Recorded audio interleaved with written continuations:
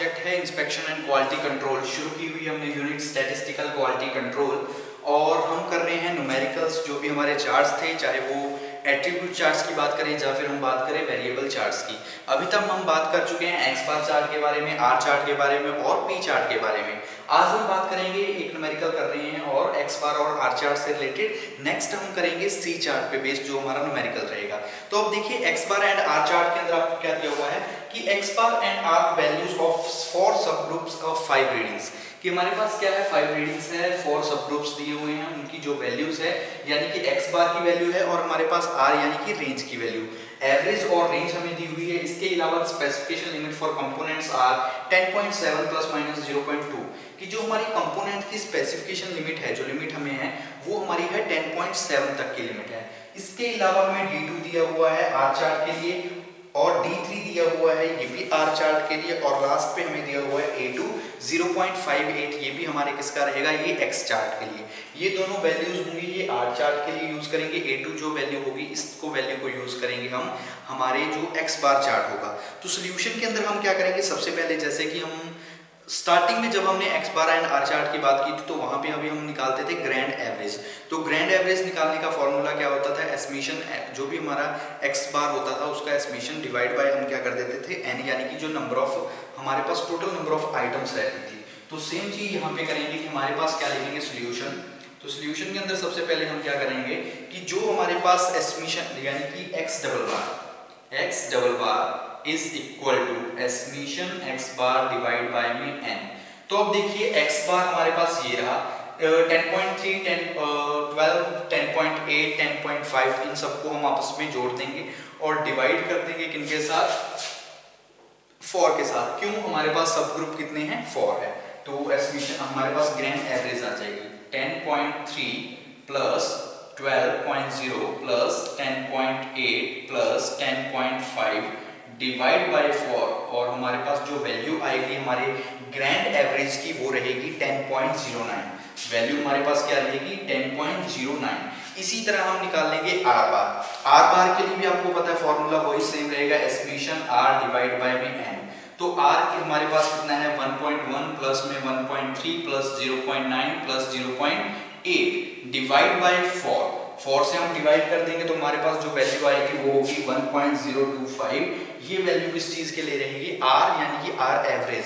जो average range हमारी रहेगी वो होगी 1.025 और ग्रैंड एवरेज होगी वो होगी 10.09।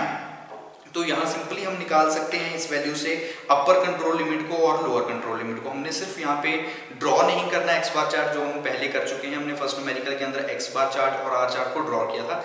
यहाँ पे जस्ट हमने एलसीएल और यूसीएल को फाइंड आउट करना है। तो हमारे पास ग्रैंड एवरेज आ गई और जो रेंज एवरेज है वो भी आ गई। तो यहाँ पे हम निकाल लेंगे यूसीएल यानी कि upper control limit for x chart. जो भी हमारे एक्स चार्ट है, एक्स चार्ट के लिए जो हमारी अपर कंट्रोल लिमिट रहेगी, तो फॉर्मूला आपको पता है डबल एक्स डबल बार प्लस में A2 आर की बार, यानी कि या फिर बोल सकते हो grand average plus A2 multiply में रेंज, जो एवरेज रेंज होगी एक्स डबल बार डॉट, यहाँ पे हमारे पास क्या रहेगा A2, हमारे पास क्या रहेगा x बार प्लस में x बार प्लस A2 R बार। तो वैल्यू पुट कर देंगे। x बार की वैल्यू अभी हमने निकाली है वो हमारे पास कितनी है 10.09 प्लस में A2 की वैल्यू हमें दी हुई है 0.58 और जो हमारी R की वैल्यू भी यहाँ पे हमारे पास है। तो यहाँ से हमारे पास आ जाएगा UCL। तो x की वैल्यू पुट करेंगे, x की वैल्यू क्या है x बार की 10.09 प्लस A2 की वैल्यू है 0.58 मल्टीप्लाई R बार की वैल्यू है 1.025। तो हमारे पास जो UCL यानी कि x बार के लिए आएगा वो हमारे पास आएगा 11.4945, 11.4945। ये हमारी रहेगी UCL फॉर x चार्ट के लिए। इसी तरह हम निकाल लेंगे हमारी नेक्स्ट LCL यानी कि LCL लोअर कंट्रोल यूनिट। ठीक है, लोअर कंट्रोल यूनिट ये हमारी किसके लिए होगी, एक्स चार्ट के लिए। ये भी हमारी एक्स चार्ट के लिए। तो फॉर्मूला आपको पता है सेम ही होता है, एक्स बार माइनस, यहाँ पे सिर्फ क्या होगा माइनस हो जाएगा, माइनस A2 R बार।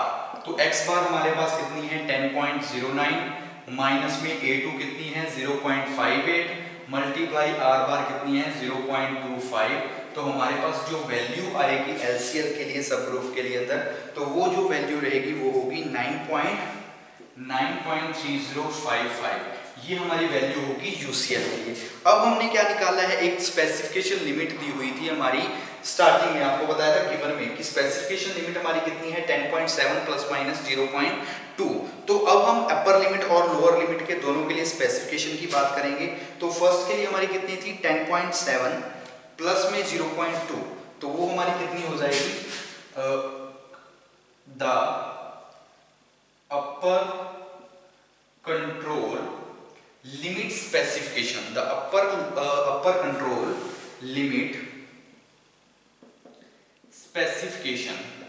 स्पेसिफिकेशन आपको दी हुई थी पहले से ही गिवन में, वो कितनी स्पेसिफिकेशन 10.7 प्लस माइनस 0.2, तो यहाँ पे हम प्लस कर देंगे यानी कि 10.7 प्लस 0.2, तो हमारे पास आ जाएगा 10.9। जो वैल्यू आ जाएगी अपर लिमिट के लिए स्पेसिफिकेशन की वो रहेगी 10 पॉइंट में, ठीक है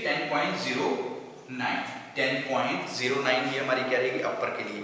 और लोअर के लिए क्या होगा, लोअर में जस्ट हम माइनस कर देंगे जो भी हमारी वैल्यू होगी, कि क्या लिखेंगे the lower control limit specification. तो लोअर के लिए हमारी क्या रहेगी 10.7 माइनस कर देंगे 0.2 को, 10.7 माइनस 0.2, तो ये हो जाएगा 10.5, ठीक है। ये हमारी वैल्यू कितनी आ जाएगी 10.5 या 10.50, हम इस वैल्यू को लिख सकते हैं 10.50 इस। तो ये हमारे लिए क्या होगा, एक्स बार चार्ट और आर चार्ट के अंदर हम यूसीएल और एलसीएल दोनों को निकाल सकते हैं इस तरह से। एक बार देख लीजिए न्यूमेरिकल तरह हमारे पास क्या पूछा गया है कि the X bar and R values of 4 सब ग्रुप्स, कि हमारे पास 4 सब ग्रुप्स हैं, उन ग्रुप्स के अंदर हमें एक्स बार और आर की वैल्यूज दी हुई है। एक्स बार की वैल्यू हमारे पास है, आर की वैल्यू है, तो क्या करना है the specification limit for components are 10.7 plus minus 0.2, ये हमारे पास वैल्यू है स्पेसिफिकेशन कंपोनेंट्स की। तो D2 हमने यहाँ पे कर दिया, D2 की वैल्यू आ गई, D3 की वैल्यू दी हुई है, A2 की वैल्यू। सबसे पहले एस्टिमेशन की फॉर्मूला लगा के हम x बार निकाल लेंगे, उसी तरह फॉर्मूला पुट करके हम r बार यानी कि रेंज, ग्रैंड एवरेज और रेंज जो हमारी एवरेज रेंज रहेगी उनको फाइंड आउट कर लेंगे। तो हमारे पास एवरेज भी आ गई यानी कि ग्रैंड एवरेज, और जो एवरेज रेंज थी वो भी आ गई। तो उसी के अकॉर्डिंग हम यूसीएल निकाल लेंगे। यूसीएल का फॉर्मूला होता है ग्रैंड एवरेज प्लस में A2 R एवरेज यानी कि एवरेज रेंज। तो जो भी वैल्यूज है एक्स बार की वैल्यू हमने यहाँ पे निकाली है डबल एक्स बार की, और यहाँ पे हमारे पास A2 की वैल्यू हमें पहले से क्वेश्चन में दी हुई थी, R वैल्यू हमने यहाँ पे निकाली है। तो इन वैल्यूज को पुट करेंगे, हमारे पास यूसीएल की आ जाएगा आंसर। इसी तरह हमारे पास आ जाएगा एलसीएल का। तो लोअर कंट्रोल लिमिट की एक स्पेसिफिकेशन भी दी हुई थी, स्पेसिफिकेशन थी कंट्रोल लिमिट की, वो कितनी थी 10.7 प्लस माइनस 0.8। तो जब हम अपर की बात करेंगे तो वहां पे हम प्लस कर देंगे, जब हम लोअर की बात करेंगे तो 10.7 के अंदर 0.2 को हम क्या करेंगे माइनस कर देंगे। तो ये हमारे लिए रहेगा एक्स बार चार्ट और आर चार्ट के अंदर जो भी हमारी स्पेसिफिकेशन होगी कंट्रोल लिमिट की। नेक्स्ट हम करते हैं, ठीक है, हमने X bar chart, R chart और पी चार्ट, 3 चार्ट के बारे में बात कर ली। अब हम बात करते हैं हमारे लास्ट चार्ट के बारे में, एक न्यूमेरिकल करेंगे, वो हमारा रहेगा सी चार्ट।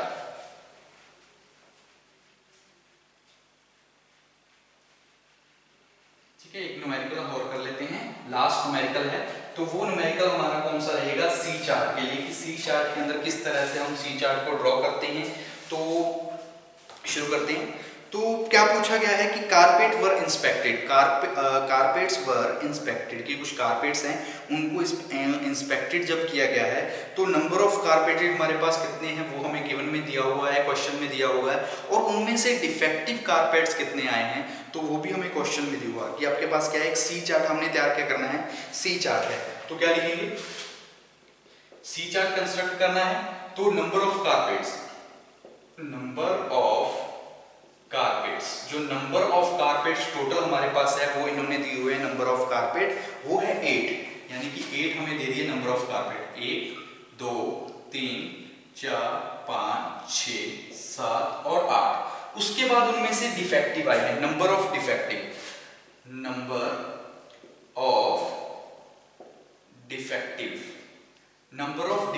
जो भी हमारे पार्ट्स हैं, जो डिफेक्ट्स आए हैं, या नंबर ऑफ उनमें से डिफेक्टिव है।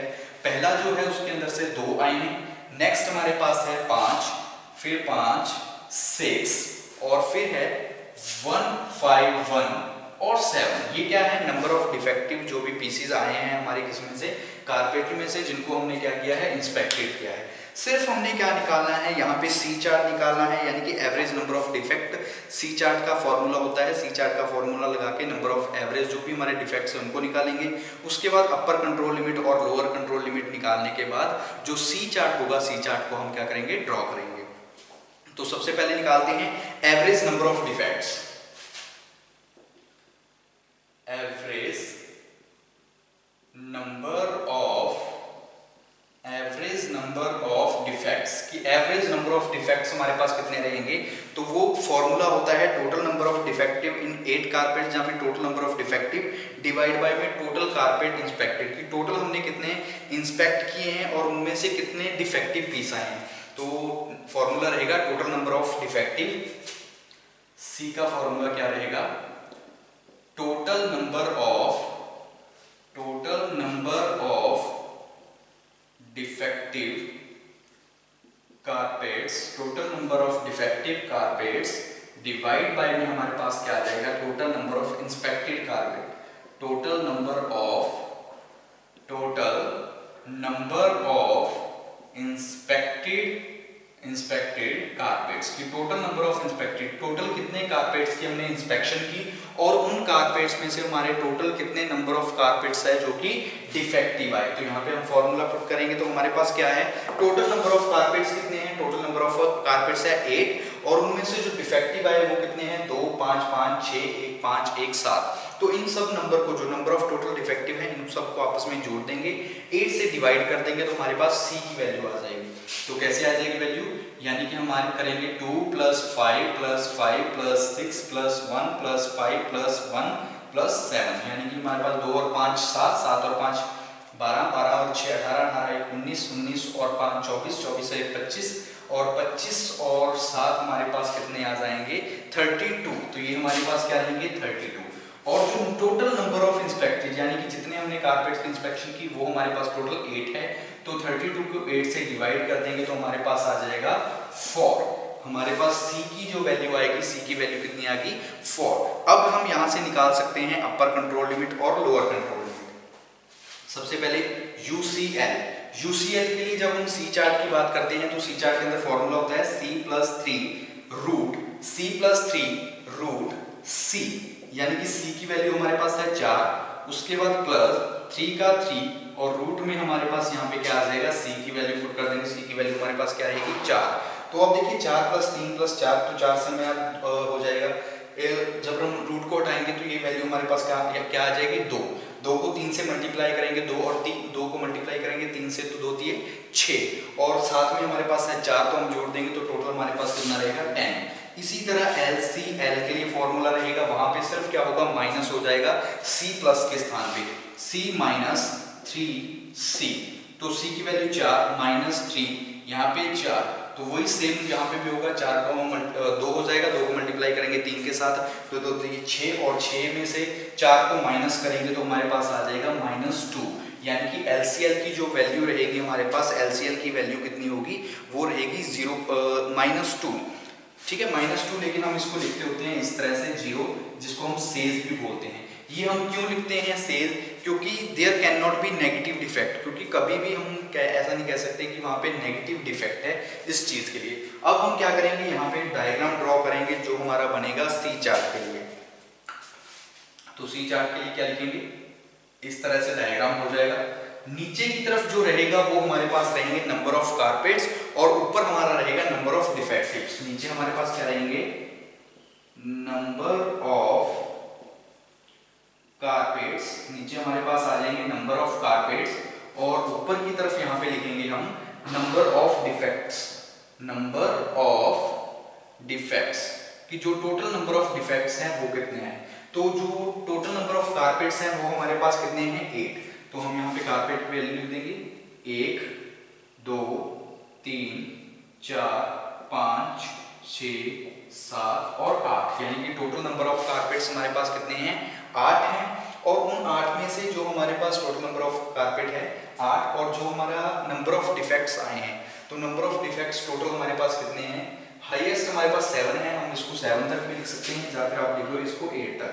1 2 3 4 5 6 7 8 9 और यहाँ पे रहेगा 10।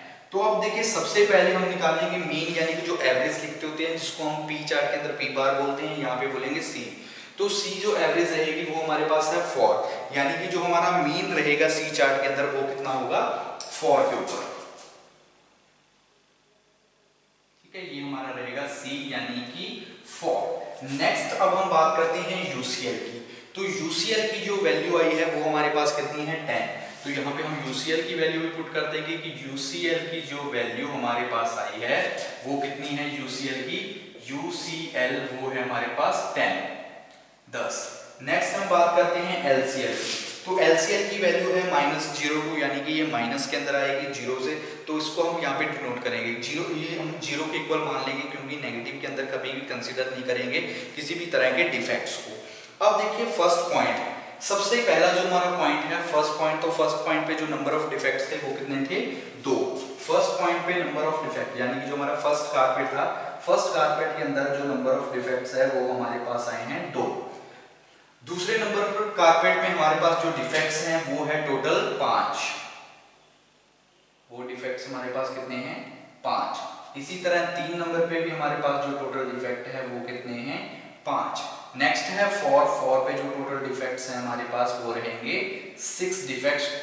नेक्स्ट है 5 पे जो टोटल डिफेक्ट हैं वो हमारे होंगे 1। 6 नंबर 6 पे हमारा जो डिफेक्ट है वो रहेंगे 5। 6 नंबर पे भी डिफेक्ट हमारे रहेंगे 5। 7 नंबर है 7 नंबर पे डिफेक्ट हमारा रहेगा 1 और 8 नंबर है 8 नंबर पे जो टोटल डिफेक्ट्स आएंगे वो हमारे टोटल डिफेक्ट्स आएंगे 7। तो अब हम क्या करेंगे, इन डिफेक्ट्स को हम क्या कर देंगे, इनको आपस में मैच कर देंगे, तो हमारे पास सी चार्ट तैयार हो जाएगा। जो कैसे होगा, इस तरह से हम क्या करेंगे, ठीक है, इस तरह से हम क्या कर देंगे कि हमारी 5 थी, 5 के बाद हमारे पास जो वैल्यू होगी वो क्या रहेगी, 5 तक हमने तैयार किया, तो 5 के बाद जो रहेगा वो हमारा यहाँ से हो जाएगा 6 के बाद नीचे, फिर ऊपर, फिर यहाँ से और फिर यहाँ, ठीक है, फिर हो जाएगा यहाँ पे, सॉरी, ठीक है, ये आ जाएगा इस तरह से।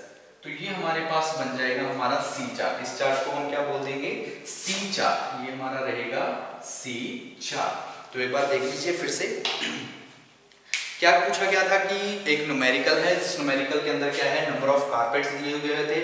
उन नंबर ऑफ कारपेट्स में से हमारे कुछ कारपेट्स थे वो डिफेक्टिव थे। टोटल नंबर ऑफ कारपेट्स आपको प्रोवाइड करवाए गए 8। उन कारपेट में से अलग अलग डिफेक्ट्स है, यानी कि फर्स्ट में अगर बात करें तो फर्स्ट में 2 डिफेक्ट है, सेकंड में 5 है, थर्ड में 5 है, फोर्थ में 6 है, 5 में 1 है, 6 में 5, 7 में 1, 8 में 7। तो ये टोटल नंबर ऑफ डिफेक्ट्स है। तो सबसे पहले एवरेज नंबर ऑफ डिफेक्ट निकालेंगे कि जो एवरेज डिफेक्ट आ रहे हैं हमारे प्रोडक्ट्स के अंदर, कारपेट्स के अंदर, तो वो एवरेज जो डिफेक्ट है वो 4 है, कि जो एवरेज इनका बनेगा वो क्या है 4 डिफेक्ट्स है जो पर्टिकुलर एक कारपेट के अंदर आ रहे हैं। तो उसी के अकॉर्डिंग हम यूसीएल और एलसीएल निकाल लेंगे कि यूसीएल की वैल्यू क्या रहेगी और एलसीएल की वैल्यू क्या होगी। एलसीएल वैल्यू के निकालने के बाद हम तैयार करेंगे हमारा सी चार्ट। सी चार्ट के अंदर हम क्या करेंगे, नंबर ऑफ कारपेट्स होंगे एक साइड, दूसरी साइड हमारे रहेंगे नंबर ऑफ जो भी हमारे क्या है number of defective piece. Total हमारे जो नंबर ऑफ डिफेक्टिव पीस रहेंगे तो उनके अकॉर्डिंग हम क्या करेंगे, यहाँ पे नंबर ऑफ डिफेक्टिव पीस के अकॉर्डिंग जो भी हमारा डायग्राम बनेगा वो तैयार कर देंगे कि नंबर 1 पे नंबर ऑफ लोड 1 है, कारपेट नंबर 1 है, 1 पे डिफेक्ट कितना है 2 थे, 2 पे पॉइंट लगा देंगे। 2 पे हमारा जो नंबर ऑफ टोटल डिफेक्ट्स है वो 5 है, तो 5 पे पॉइंट लगा देंगे। इसी तरह जिस तरह से हमारे पॉइंट्स बनते रहेंगे उन पॉइंट्स के अकॉर्डिंग हम क्या करते रहेंगे, जो जो डिफेक्ट्स हैं उन डिफेक्ट्स को वहाँ पे पॉइंट लगाते रहेंगे, यानी कि फ्लोटेड करते रहेंगे और यहाँ से हम इस तरह से तैयार कर लेंगे हमारा सी चार्ट। ये हमारा रहेगा सी चार्ट। नेक्स्ट हम बात करते हैं, नेक्स्ट जो हमारा टॉपिक रहेगा, हमने बात कर ली न्यूमेरिकल्स के बारे में, जो भी हमारे न्यूमेरिकल्स थे यहाँ पे हमारे न्यूमेरिकल्स कंप्लीट होते हैं। नेक्स्ट आगे टॉपिक है सैम्पलिंग प्लान के बारे में। इसके अंदर हम बात करेंगे सैम्पलिंग प्लान के बारे में कि सैम्पलिंग प्लान क्या होता है, जो फर्दर आगे सैम्पलिंग के होते हैं, जैसे कि लॉट क्या होता है, लॉट साइज क्या होता है, सैंपल क्या होता है, सैम्पलिंग क्या होता है, सैंपल साइज क्या होता है, तो इन सब के बारे में हम यहाँ पे बात करते हैं।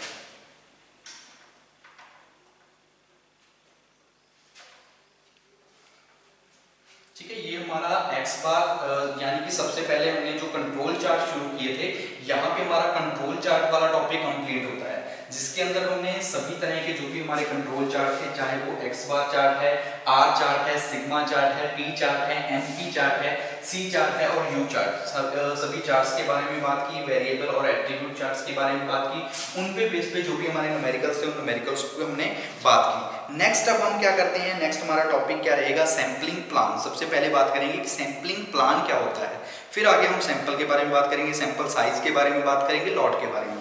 तो फर्स्ट टॉपिक रहेगा हमारा sampling plan. Sampling plan topic हमारा क्या होगा, सैंपलिंग प्लान। तो देखिए इसको हम क्या लिख सकते हैं कि it may be defined as a statement of sampling procedure and rule for making interference about the lot. यानी कि एक लॉट तैयार करना, लॉट यानी कि एक ग्रुप। लॉट हम क्या बोल सकते हैं कि total number of items in a lot की। एक लॉट क्या होता है, जहां पे हम काफ़ी सारी आइटम्स को कंसीडर कर रहे हैं इंस्पेक्शन के लिए, कि total of item under consider is known as lot या पॉपुलेशन। कि जहाँ पे एक काफ़ी सारा हमने ग्रुप तैयार कर दिया है, किस चीज़ के लिए, कि जो आइटम सेलेक्ट करके हमने उनकी इंस्पेक्शन करनी है। तो वही चीज़ यहाँ पे बात कर रहे हैं कि इट में भी डिफाइन एज ए स्टेटमेंट, कि ये क्या एक स्टेटमेंट है ऑफ सैम्पलिंग प्रोसीजर, कि किस तरह से हमने सैम्पलिंग परफॉर्म करवानी है, सैम्पलिंग करनी है, and rule for making interference about the lot. और लॉट हमने कैसे तैयार करना है, तो लॉट को तैयार करने के लिए, सैम्पलिंग प्लान को बनाने के लिए, रूल्स को क्रिएट करने के लिए हम जिस मेथड का यूज करते हैं, जिस प्लानिंग करते हैं, वो हमारी रहती है सैम्पलिंग प्लान। तो हम लिख सकते हैं कि it is a statement of sampling procedure. It is a statement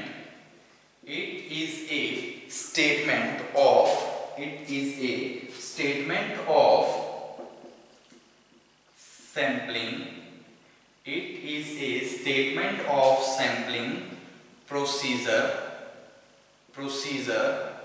and rules for making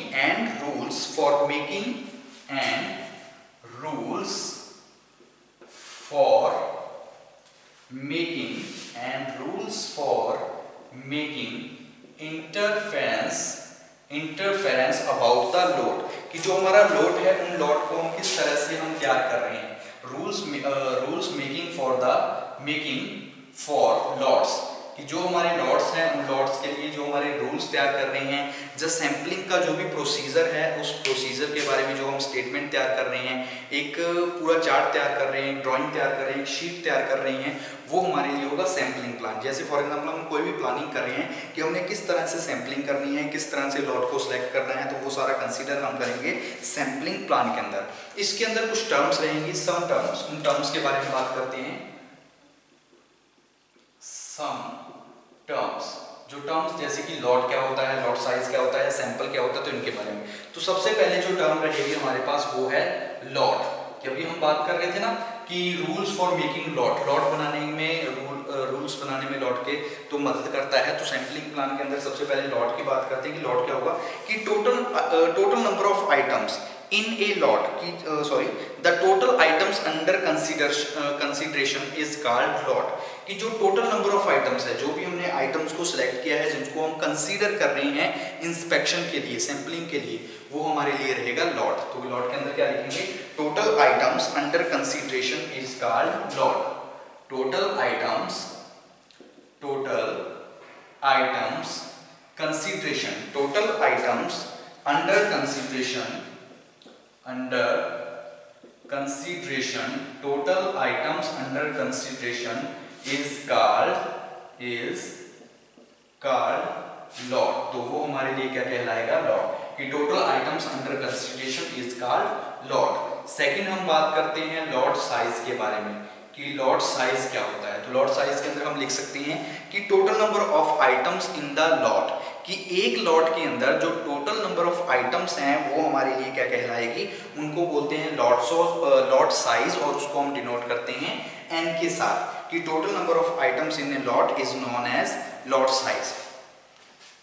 total number of items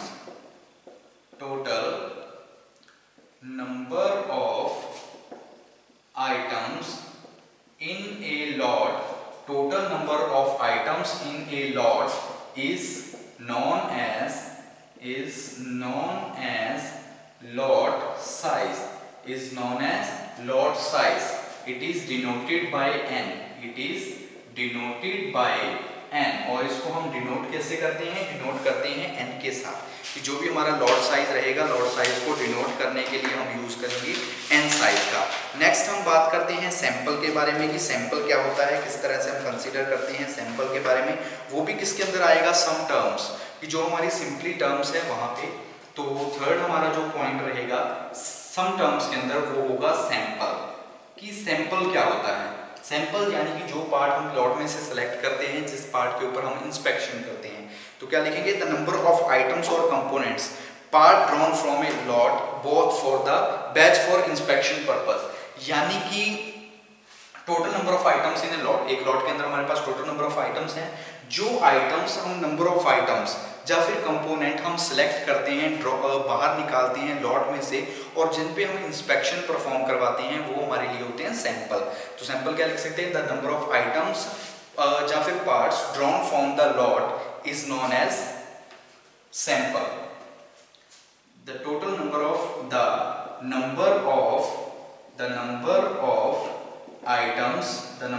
items और parts drawn from the lot for inspection purpose is known as sample, उसको हम क्या बोल देंगे, is known as sample. तो वो हमारे लिए जो पार्ट रहेगा वो हमारा कौन सा होगा, सैंपल, जिसका हम यूज किस लिए कर रहे हैं, लॉट है, लॉट के अंदर काफी सारे आइटम्स हैं, वहां से हम कंपोनेंट को बाहर निकाल रहे हैं, पार्ट को बाहर निकाल रहे हैं, और उसके ऊपर हम क्या कर रहे हैं, इंस्पेक्शन परफॉर्म करवा रहे हैं, तो वो हमारे लिए क्या होगा, उसको बोल देंगे सैंपल। तो आज के इस लेक्चर के लिए इतना काफी। नेक्स्ट लेक्चर में हम बात करेंगे हमारी कुछ बची हुई और टर्म्स हैं, जैसे कि सैम्पलिंग क्या होता है, सैंपल साइज क्या होता है, उनके बारे में हम बात करेंगे हमारे नेक्स्ट लेक्चर में। इसके अलावा फ्रीक्वेंसी ऑफ सैंपल्स होंगी, तो frequency of sampling, sampling method, इन सब टॉपिक्स पे हम चर्चा करेंगे हमारे नेक्स्ट लेक्चर में।